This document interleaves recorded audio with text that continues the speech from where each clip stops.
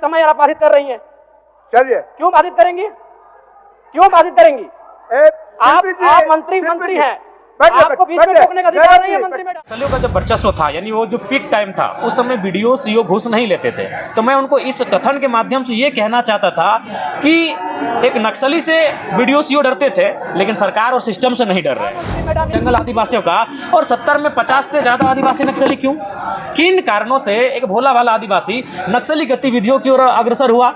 उन कारणों को जांचिए।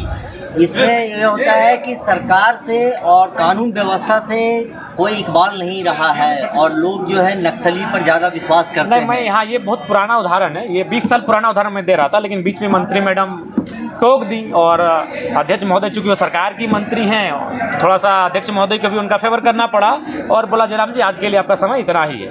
मैं उस बात को यहाँ पूरा करना चाहता हूँ, चूँकि देखिए आज आप विपक्ष के किसी भी विधायक का जो स्टेटमेंट आप देखेंगे सदन में, चाहे बालू को लेकर हो या अबू आवास को लेकर हो, तो उसमें कहीं ना कहीं करप्शन को सामने ला के रखते हैं। तो मैंने वही कहा कि अध्यक्ष महोदय मैं आता हूँ पारसनाथ की तराई से, और 1990-95 का दशक था। मैंने एक पेपर का 18 साल पुराना कोट भी हम लेकर आए थे कि उस समय क्या था कि गांव वाले लोग कहते थे कि जो नक्सलियों का जब वर्चस्व था, यानी वो जो पीक टाइम था, उस समय वीडियो सीओ घूस नहीं लेते थे। तो मैं उनको इस कथन के माध्यम से ये कहना चाहता था कि एक नक्सली से वीडियो सीओ डरते थे, लेकिन सरकार और सिस्टम से नहीं डर रहे हैं। वो लगातार शिकायतें आ रही हैं घुसखोरी की।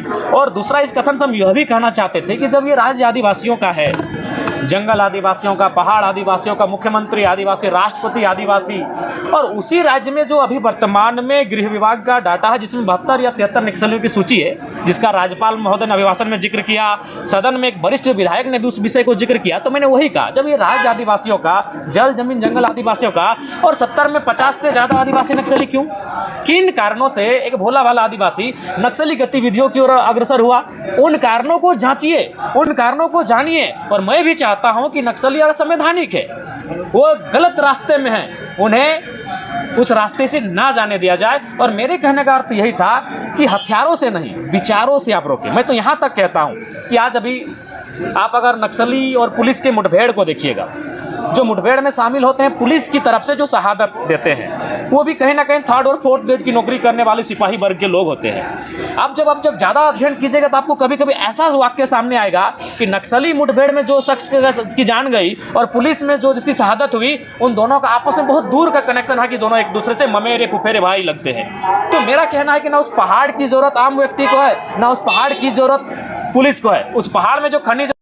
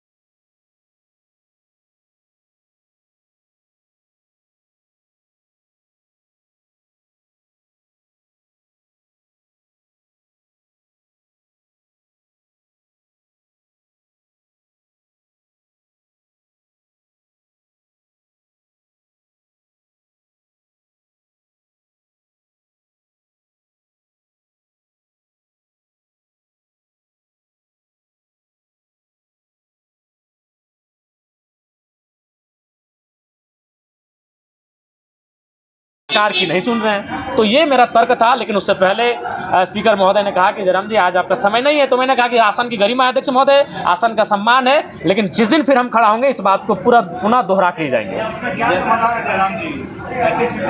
देखिए ऐसी स्थिति का कारण यही कि जो भी सरकारी पदाधिकारी हैं उन्हें अपनी जो सैलरी है उसे आत्मसंतुष्टि करनी चाहिए। जब तक वो अपनी सैलरी से आत्मसंतुष्टि नहीं करेंगे तब तक नहीं हमें लगता है कि इस राज्य को आप सुचारू रूप से चला पाएंगे। ये कोयले का अवैध जो अवैध कोयला की कालाबाजारी हो रही है, उसमें क्या कमी आई है सरकार से या और बढ़ा है आपने? नहीं, देखिए हमारे खिलाफ ख्याल से बढ़ा है।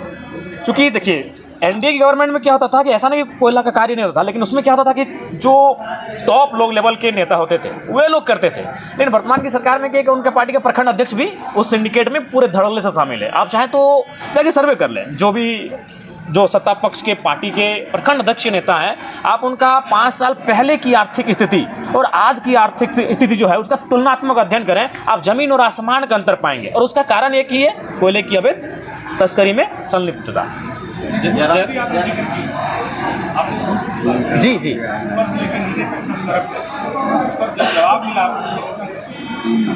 देखिए, जवाब जैसे कि वित्त मंत्री महोदय जवाब दे रहे थे और सदन के एक वरिष्ठ नेता भी हैं, वित्त मंत्री भी हैं और सुलझे हुए इंसान हैं, लेकिन मैं उनके जवाब को उन्हीं के क्षेत्र में ले जाता हूं। वो पलामू क्षेत्र से आते हैं, पलामू प्रमंडल से, और हमें लगता है कल के ही अखबार में मैंने पढ़ा कि एक डीएसपी को बालू जो अवैध तस्करी करते हैं, अवैध कार्य करते हैं, उन्होंने डीएसपी को घायल कर दिया।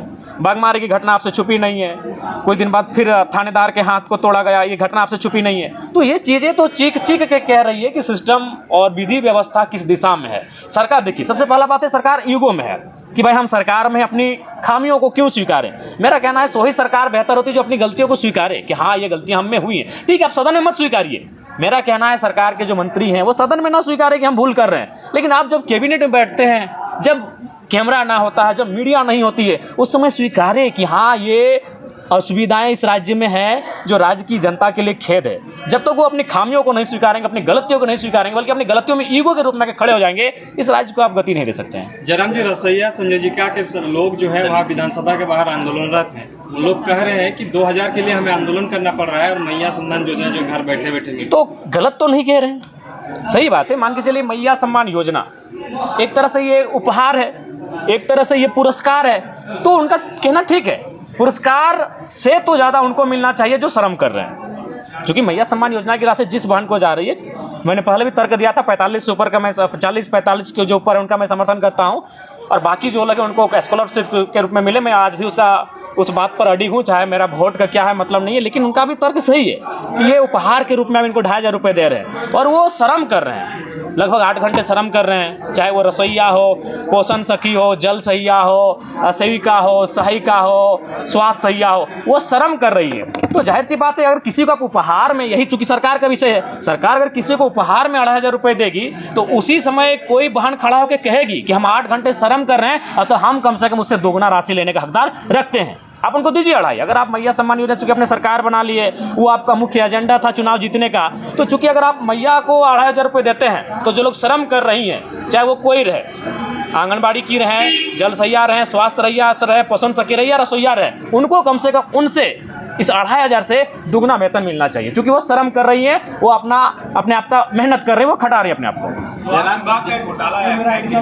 जी, ये तो काफ़ी दुर्भाग्यपूर्ण है। ये रिपोर्ट अभी 2020 जब वो कोरोना का काल था, जब हमें लगता है कि एक आम व्यक्ति के साथ साथ शायद पत्रकार बंधुओं ने आपने भी एक टीम बनाया होगा और आप लोग गांव-गांव मास्क लगाकर, हाथ में ग्लव्स लगाकर गए होंगे और लोगों की सेवा किए होंगे, आप एक दूसरे से डोनेशन कलेक्ट किए होंगे, और उस समय जो राशि अगर सरकार को मिलती है और उसमें अगर घोटाला होता है, तो ये तो मतलब इसमें तो कोई उत्तर ही और मैंने कहने लायक ही नहीं बचता है। जयराम जी, दान दशाई से अच्छा नहीं रहा है।